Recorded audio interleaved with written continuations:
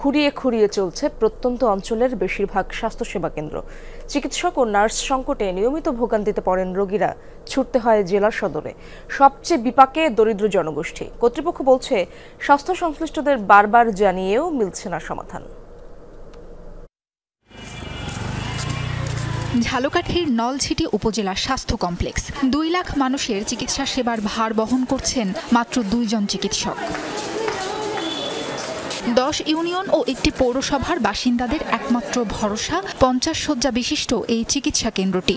তবে বেশিরভাগ রোগীকে প্রাথমিক চিকিৎসা দিয়ে পাঠানো হয় জেলা সদর কিংবা বরিশাল মেডিকেলে। হতদরিদ্ররা পড়ে থাকেন জীর্ণ বেডগুলোতেই। পরিষ্কার পরিচ্ছন্নতা নাই, উপরে যে বেডরুমগুলো আছে খুবই নোংরা, ফ্যান চলে না। মেডিকেলে আসছি, এরা বলে যে আমরা পারবো না, বরিশাল নলছিটির মেডিকেলে আপনারা বরিশাল লই যান। গাইনির রোগী তার ছাদ বাইয়ে পানি পড়তে আছে, সিট ভিজে থাকে। আইছি প্রেশার মাপাইছি, পেট্রোম ঔষধ দিচ্ছে, তারপর আইলে কয় ঔষধ নাই। 19 জন মেডিকেল অফিসারের পদ থাকলেও কর্মরত মাত্র 2 জন।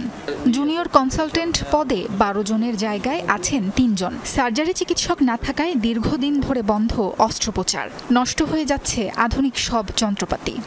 বৃষ্টি হলেই পানি পড়ে, পানির জন্য রোগীদেরকে আমরা বিছানাপত্র ঠিকভাবে দিতে পারতেছি না। অফিসার দরকার 19 জন, সেখানে 2 জন আছে। হেলথ কমপ্লেক্সগুলো চলেই মেডিকেল অফিসার দিয়ে, মানে তাদের ছাড়া আসলে এটা হচ্ছে অতি দ্রুত এই সংকটটা পূরণ হওয়া দরকার। একই চিত্র দিনাজপুরের বিরামপুর উপজেলা স্বাস্থ্য কমপ্লেক্সে। সীমান্তবর্তী উপজেলাটিতে 2 লাখ মানুষের বাস। গড়ে 5 শতাধিক রোগী সেবা নিতে আসেন প্রতিদিন।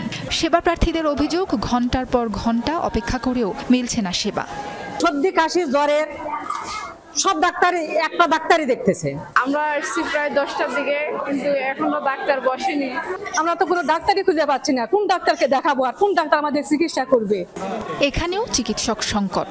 50 শয্যার হাসপাতালটিতে মেডিকেল অফিসারের পদ 7টি, সামাল দিচ্ছেন মাত্র 1 জন।